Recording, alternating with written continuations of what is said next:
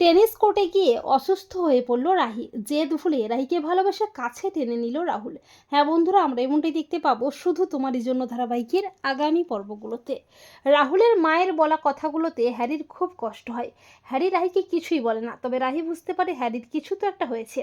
এরপর রাহি রাহুলকে বলে এবারে টেনিস টুর্নামেন্টের দিকে ফোকাস করতে হবে। তখন রাহুল রাহির ওপর অভিমান করে রাহিকে কাছে টেনে নিয়ে প্রচণ্ড চিৎকার করে বলে, তোমার টুর্নামেন্ট ছাড়া কি অন্য কোনো কথা নেই? আমাকে টুর্নামেন্টে জিতিয়ে মুক্তি দিয়ে চলে যেতে পারলেই বাঁচি, তাই না? দুজনের মধ্যে খুনসুটি মান অভিমান চলতে থাকে। এরপর জিয়া আসে। জিয়া রাহুলকে বলে টেনিস কোর্টে যাওয়ার জন্যে। রাহুল জিয়াকে আচ্ছা করে ধোলাই করে রাহিকে নিয়ে টেনিস কোর্টে যায়।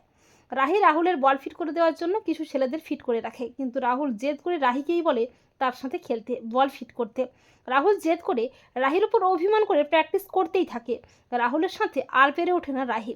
রাহি বলে একটু রেস্ট না রাহুল, আমার শরীরটাও ভালো লাগছে না। রাহুল বলে না রাহি, রেস্ট করলে হবে না, প্র্যাকটিস করতে হবে, তা না হলে যে টুর্নামেন্টে জিততে পারবো না। আর আমাকে মুক্তি দিয়ে তোমারও যাওয়া হবে না রাহি। রাহুল আবারও প্র্যাকটিস শুরু করে।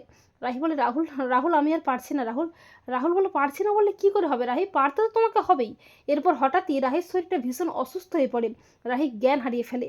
রাহুল জেদ অভিমান ভুলে রাহিকে কাছে টেনে নিয়ে অস্থির হয়ে ওঠে।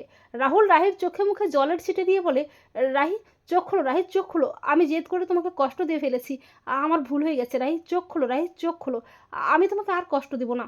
তো বন্ধুরা, তোমরাও এটাই চাও তো যে রাহুল জেদ অভিমান ভুলে যেন রাহিকে ভালোবেসে কাছে টেনে নেয়? কমেন্ট করে এক্ষুনি জানিয়ে দাও তোমাদের মতামতটি।